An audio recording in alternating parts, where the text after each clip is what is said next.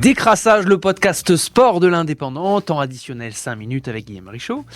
On pensait que l'OM allait pouvoir rabattre les cartes en Ligue 1, mais avec des absents et face à un Paris mobilisé avec un très bon Mbappé, ça suffit pas. Ouais, ça suffit pas. On voit qui fait gagner Paris. Clairement, hier on avait le Mbappé de la Coupe du Monde, le Mbappé de la finale de la Coupe du Monde. Et ils ont gagné 3-0 à Marseille. Marseille avait gagné en Coupe de France il y a quelques semaines, il y a 2 semaines et demie.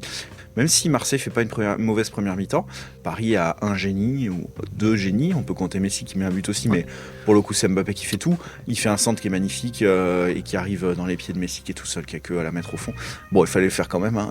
Ni toi ni moi nous l'avons fait. Il fallait être là, mais clairement le joueur essentiel au PSG c'est Mbappé.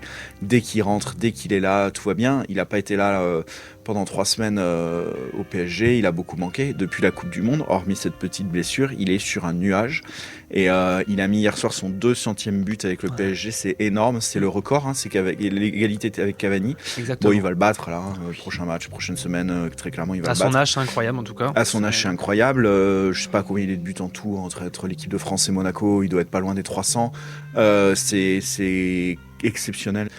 Quand il est comme ça, le PSG est intouchable. Ouais, donc on est passé d'une semaine à se dire est-ce que le PSG va perdre le titre ? Ah bon, le PSG va être champion, ils ont 8 points d'avance désormais, ça y est. Maintenant il faut se concentrer sur la Ligue des Champions, il faut rattraper un retard de 1-0 à l'aller à Munich.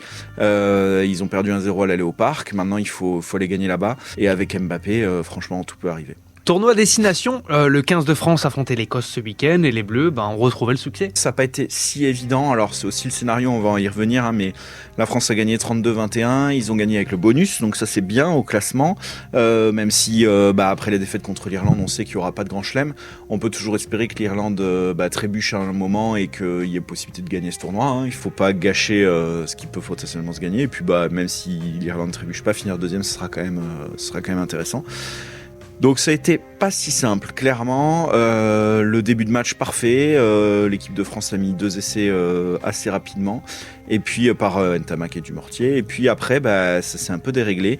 Comme contre l'Italie, l'élément clé c'est qu'il y a eu 2 cartons rouges, un pour l'Écosse, un pour la France.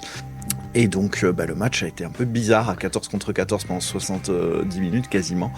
Ça a été un match un peu curieux. La France a fini par gagner. On a revu des belles choses, clairement. On a revu un Dupont, une charnière Dupont-Ntamak plutôt en forme.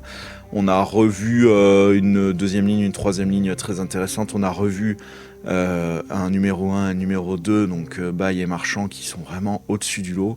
Et puis il y a encore quelque chose à régler derrière, mais on a un Penaud qui est en grande forme.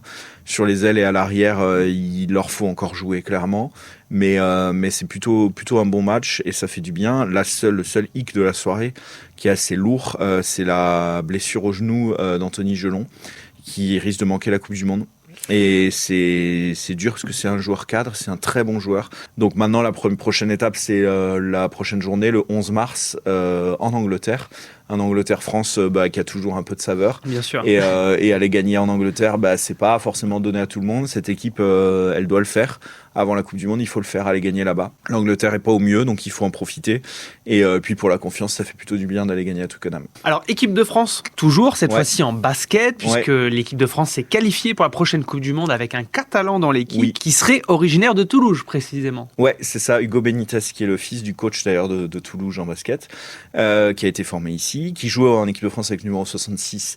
Donc Hugo Benitez, il était cette semaine, là, en fin de semaine, il y avait les 2 derniers matchs de qualification pour la Coupe du Monde qui aura lieu cet été en Asie, donc Japon, Philippines et Indonésie. Il avait déjà été Hugo Benitez l'an dernier, il avait fait un match, il avait joué 1 minute, même pas 30 secondes lors d'un match, je crois, au Portugal. On savait qu'il allait être dans le groupe, ça faisait un mois qu'on connaissait le groupe. Il a participé, il avait joué 14 minutes contre la République tchèque jeudi, il avait marqué 6 points, et il a joué hier un petit peu contre la Lituanie, il n'a pas marqué, c'était un petit peu plus délicat, alors c'était un match qui était un peu plus compliqué, il faut être clair. La France a fini par gagner, mais ils ont souffert souffert. Mais bon, ils étaient déjà qualifiés, hein, donc il n'y avait pas trop de risques. Mais bon, ça fait toujours du bien de prendre une cape en plus. Bon, ça ne veut pas dire qu'il ira à la Coupe du Monde, on lui souhaite, mais c'est compliqué, il est meneur.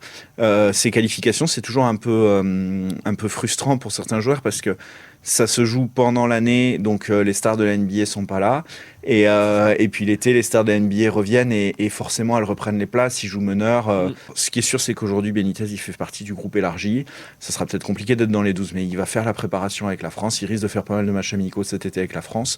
Et puis, il prend pour l'avenir, il prend des marques pour l'avenir. Clairement, il mérite sa place dans l'équipe actuelle. Et puis, il prend de l'expérience. Une carrière, c'est long. L'équipe de France, ça peut durer longtemps. Les stars de NBA viennent pas non plus chaque année. Alors là, elles seront là. Clairement, c'est la préparation pour les Jeux Olympiques en France l'année prochaine, donc elles seront là, en grande partie là en tout cas. Et puis, mais c'est pas grave. Il faut prendre un peu ses marques et puis prendre la place, prendre toutes les minutes qui se présentent, jouer, marquer les points qu'il faut marquer quand il faut marquer, faire les passes quand il faut les faire, et puis voir après à l'avenir ce que ça peut donner. Parfait, Guillaume. Merci beaucoup. Merci, Yoann.